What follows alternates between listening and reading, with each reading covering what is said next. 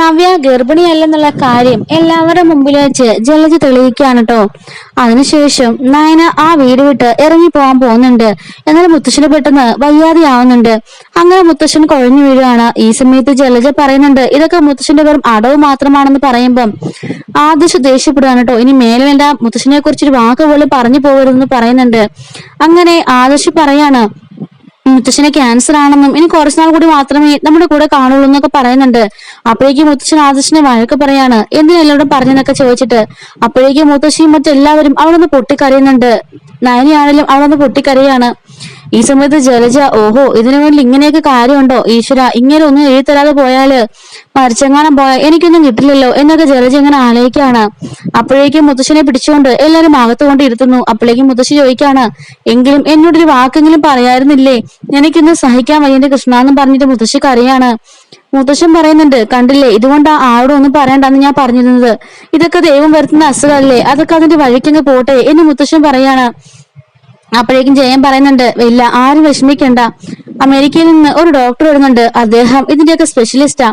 അങ്ങനെ അദ്ദേഹം വന്നാൽ മുത്തശ്ശനെ രക്ഷിക്കാൻ പറ്റുമെന്ന് ഞങ്ങളുടെ ഉള്ളിൽ ഉറപ്പുണ്ട് എന്നൊക്കെ പറയാണ്. അങ്ങനെ എല്ലാവരും സങ്കടപ്പെട്ട് നിൽക്കുന്ന സമയത്ത് ജലജ പറയാണ് ഇനി എത്ര നാളുകൾ കാണുമെന്നാ മുത്തശ്ശ പറഞ്ഞേ എന്ന് ചോദിക്കുമ്പോഴേക്കും എല്ലാവരും ജലജ നോക്കി ദേഷ്യപ്പെടുന്നുണ്ട്.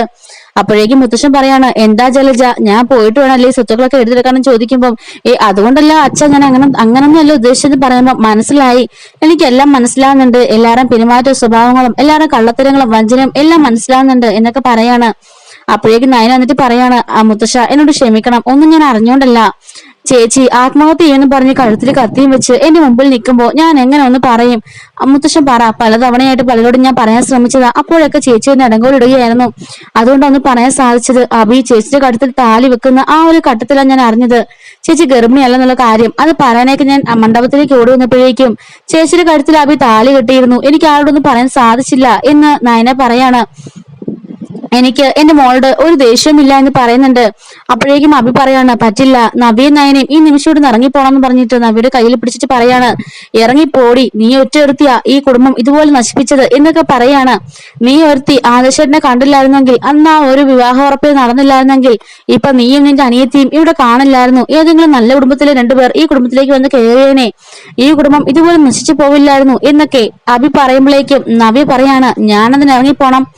അങ്ങനെയാണെങ്കിൽ നീ തെറ്റൊന്നും ചെയ്തിട്ടില്ലേ, വിവാഹത്തിന് മുമ്പ് തന്നെ എന്നെയും കൂട്ടി ഹോട്ടലിൽ പോയിട്ടില്ലേ, അതിനുശേഷം എന്റെ കഴുത്തിൽ താലി കെട്ടി നീ എന്നെ പറ്റിച്ചില്ലേ, മറ്റൊരു പെണ്ണുമായിട്ട് നീ കല്യാണം ഉറപ്പിച്ചില്ലേ എന്നൊക്കെ ചോദിക്കാണ്. നിന്റെ ചേട്ടൻ വിവാഹം കഴിക്കാനിരുന്ന എന്നെ നീ ഓരോന്നും പറഞ്ഞ് മയക്കിയെടുത്ത് ഒളിച്ചോടി പോയില്ലേ എന്നൊക്കെ നവ്യ ചോദിക്കുമ്പോഴേക്കും അബിക്ക് ഉത്തരം മുട്ടി നിൽക്കാണ്.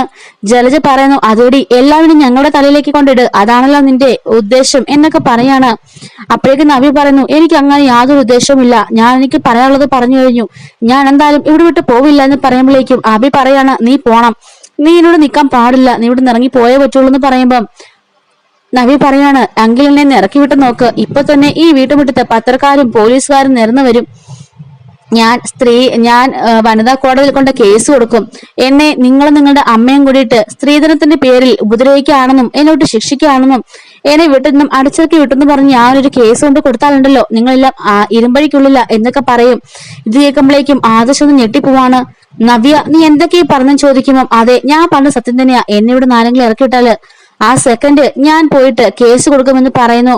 മുത്തശ്ശൻ അപ്പോഴേക്കും പറയുന്നുണ്ട് ആരും കേസിനോ വഴക്കിനോ ഒന്നിനും പോവണ്ട, മോള് ഒന്നും കൊണ്ട് വിഷമിക്കണ്ട എന്ന് പറയുമ്പോഴേക്കും നയന പറയാണ് ഇല്ല ചേച്ചി വരുന്നുണ്ടെങ്കിൽ വാ, ഞാൻ എന്റെ അമ്മയുടെ കൂടെ പോവാം, ഇത്രയും വലിയ വഞ്ചന കാണിച്ചിട്ട് എനിക്ക് ഇവിടെ നിൽക്കാൻ കഴിയില്ല എന്ന് പറഞ്ഞിട്ട് നയന ഇറങ്ങി പോകാൻ തുടങ്ങുമ്പോഴേക്കും മുത്തശ്ശൻ പറയുന്നുണ്ട് നയനയോടും നവിയോടും ഞാൻ ക്ഷമിച്ചിരിക്കുകയാണ്, അതുകൊണ്ട് രണ്ടുപേർക്കും അകത്തോട്ട് കയറി പോകാം, ഇതിന്റെ അവസാനത്തെ വാക്കാണ്, ഇതിനപ്പുറം ആർക്കെങ്കിലും പ്രവർത്തിക്കണമെന്നുണ്ടെങ്കിൽ അങ്ങനെ ചെയ്യാമെന്ന് പറഞ്ഞിട്ട് മുത്തശ്ശനകത്തേക്ക് കയറി പോകുമ്പോൾ മുത്തശ്ശി പറയാണ് പറഞ്ഞത് കേട്ടില്ലേ അച്ഛൻ, ഇനിയും ആർക്കെങ്കിലും അതിനകത്ത് തന്നെ സംസാരിക്കാനുണ്ടോ, ഉണ്ടെങ്കിൽ പറ, എന്നിട്ട് എല്ലാവരും ഇനി അതിന്റെ പേരിൽ വഴക്കുണ്ടാക്ക്, അദ്ദേഹം അതും കൂടെ കണ്ടിട്ട് വിഷമിക്കട്ടെ എന്നൊക്കെ പറഞ്ഞ് മുത്തശ്ശി ദേഷ്യപ്പെടുന്നുണ്ട്.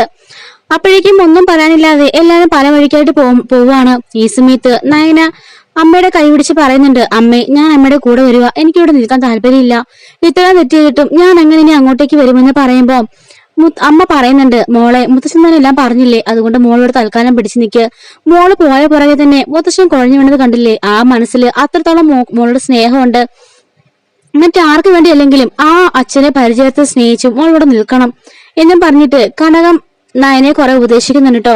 നയനോട് പറയുന്നുണ്ട്, നീ അദ്ദേഹത്തിന് വേണ്ടി എല്ലാ കാര്യങ്ങളും ചെയ്തു കൊടുക്കണം എന്നൊക്കെ പറയുന്നുണ്ട്. ആ പാവത്തിന്റെ മനസ്സ് ഇനി വിഷമിപ്പിക്കരുത്. ഇത്രയും വലിയൊരു കുടുംബം ഉണ്ടാക്കിയെടുക്കാൻ അദ്ദേഹം ഒരുപാട് കഷ്ടപ്പെട്ടിട്ടുണ്ട്. ഈ അവസാന കാലത്ത് അദ്ദേഹത്തിന് ഒരു വിഷമമായിക്കൊണ്ട് പോവാൻ നീ കാരണം ഇടവരുത്തരുത്. നമ്മളുടെ മൂത്തവള് അവളുടെ കാര്യം നീ വിട്ടേരെ. നവ്യനെ കൊണ്ട് ഒന്നിനും കൊള്ളില്ല. കണ്ടില്ലേ അവളെ എല്ലാവരുടെ മുഖത്ത് കരിവാർ തേച്ചത്. പക്ഷെ മോളുടെ ഭാഗത്തുനിന്നും ഇങ്ങനെ ഞങ്ങൾ പ്രതീക്ഷിച്ചില്ല എന്ന് ഗോവിന്ദൻ പറയുമ്പോ നയന പറയാണ്, അതിന്റെ കാരണങ്ങളെല്ലാം അച്ഛനോടും അമ്മയോടും ഞാൻ പറഞ്ഞില്ലേ. അവസാന നിമിഷത്തിലാ ഞാൻ എല്ലാം അറിയുന്നത്. അപ്പോഴേക്കും ഏറെ വൈകിപ്പോയിരുന്നു എന്ന് പറയാണ്. കനകൻ പറയുന്നുണ്ട്, ഗോവിന്ദട്ട ഇനി മോളെ അത് പറഞ്ഞ് വിഷമിപ്പിക്കണ്ട. എന്തായാലും കാര്യങ്ങളൊക്കെ എത്രത്തോളമായി എല്ലാവരും അറിഞ്ഞു. ഇനിയിപ്പം അവരുടെ പാടായി. നമുക്ക് നവിയുടെ ഒരു കാര്യം ഇനി അന്വേഷിക്കേണ്ട ആവശ്യം പോലും ഇല്ല എന്ന് പറഞ്ഞിട്ട് അവർ രണ്ടും അവിടെ നിന്ന് മടങ്ങി പോവാണ്. നയനയാണെങ്കിലോ വിഷമിച്ച് എന്ത് ചെയ്യണമെന്ന് അറിയാൻ നിൽക്കാണ്. നയന നേരെ ആദർശിന്റെ മുറിയിലേക്ക് തന്നെ ചെല്ലുന്നുണ്ട്. അപ്പോഴേക്കും ആദർശ് പറയാണ്, ഇനി മേലാൽ എന്റെ കൺമുമ്പിൽ നിന്നെ കണ്ടുപോകരുത്. എന്റെ മനസ്സിൽ നിന്നോടുള്ള സ്നേഹം കൂടി വരികയായിരുന്നു. ആ സമയത്താണ് ഇങ്ങനെയെല്ലാം സംഭവിച്ചത് എന്ന് പറയുന്നുണ്ട്. തൊട്ടു മുമ്പായിട്ട് എല്ലാവരുടെ മുമ്പിൽ വെച്ചിട്ട് ആദർശ് നയനയെ കള്ളിയാണെന്നും വഞ്ചികയാണെന്നൊക്കെ പറഞ്ഞപ്പോ ആ നയന പറയുന്നുണ്ട്, എങ്കിൽ ഏറ്റവും അധികം വഞ്ചിച്ച നിങ്ങളാണ് എന്ന് പറയുമ്പോഴേക്കും ആദർശ് ചോദിക്കുന്നുണ്ടായിരുന്നു, ഞാൻ എപ്പോഴാണ് നിന്നെ വഞ്ചിച്ചതെന്ന്. അന്ന് ഞാൻ അമ്പലത്തിൽ പോയതിന്റെ കാരണം നിങ്ങൾ ചോദിച്ചില്ലേ? അതിന്റെ കാരണം ഞാൻ തന്നെ പറയാം. അന്ന് നിങ്ങൾ ചീട്ടിൽ എഴുതിയിട്ടിരുന്നില്ലേ, ഇപ്പൊ എന്നോട് കാണിക്കുന്ന സ്നേഹമെല്ലാം മുത്തശ്ശിന്റെ അസുഖം പോലെയാണെന്നും മുത്തശ്ശിന്റെ വിഷമം ഉണ്ടാകാതിരിക്കാൻ വേണ്ടിയിട്ടാണെന്നും അങ്ങനെ നിങ്ങൾ എഴുതിയിരുന്ന ആ ചീട്ട് മുഴുവനും എന്റെ കയ്യിൽ കിട്ടിയിരുന്നു. ഞാനത് വായിച്ചിരുന്നു. അതുകൊണ്ട് നിങ്ങളുടെ മനസ്സിലേക്ക് സ്ഥാനമില്ലെന്ന് അറിഞ്ഞിട്ടാ ഞാൻ ഇവിടെ നിന്ന് ഇറങ്ങിപ്പോയത്. ആ ഒരു ചീട്ട് ഞാൻ മുത്തശ്ശിയും കാണിച്ചിരുന്നു. അതിനുശേഷമാണ് മുത്തശ്ശിന് വിഷമം ഉണ്ടായത്. പക്ഷെ മുത്തശ്ശിന്റെ അസുഖം ഇതാണെന്ന് ഞാൻ അറിഞ്ഞില്ല. സാധാരണ എന്തെങ്കിലും അസുഖത്തിന്റെ പേരിലായിരിക്കും ഞാൻ കരുതിയത് എന്നൊക്കെ പറയുന്നുണ്ട്. അങ്ങനെയാണെന്നുണ്ടെങ്കിൽ നിങ്ങൾ എന്നെ വഞ്ചിച്ചതല്ലേ എന്ന് ചോദിക്കുന്നുണ്ട്. അങ്ങനെ റൂമിൽ വന്നിട്ട് ഇതിനെക്കുറിച്ച് നയന വീണ്ടും പറയുന്നുണ്ട്, നിങ്ങൾ എന്നെ വഞ്ചിച്ചല്ലോ, പിന്നെ എന്തിനാ അങ്ങനെയൊക്കെ പറഞ്ഞെന്നൊക്കെ ചോദിച്ച് ദേഷ്യപ്പെടുന്നുണ്ട്.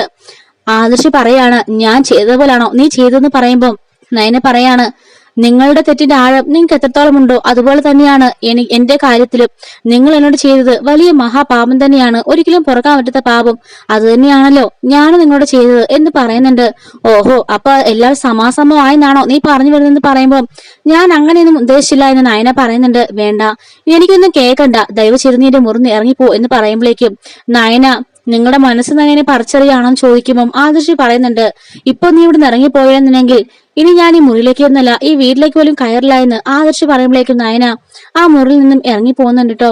ഇതുപോലെയുള്ള വരാനിരിക്കുന്ന സ്റ്റോറീസ് എല്ലാം നമ്മുടെ ചാനലിൽ അപ്ലോഡ് ചെയ്യുന്നുണ്ട്. മിസ്സാവാതിരിക്കാൻ ചാനൽ സബ്സ്ക്രൈബ് ചെയ്ത് സപ്പോർട്ട് ചെയ്യണേ. Thanks for watching.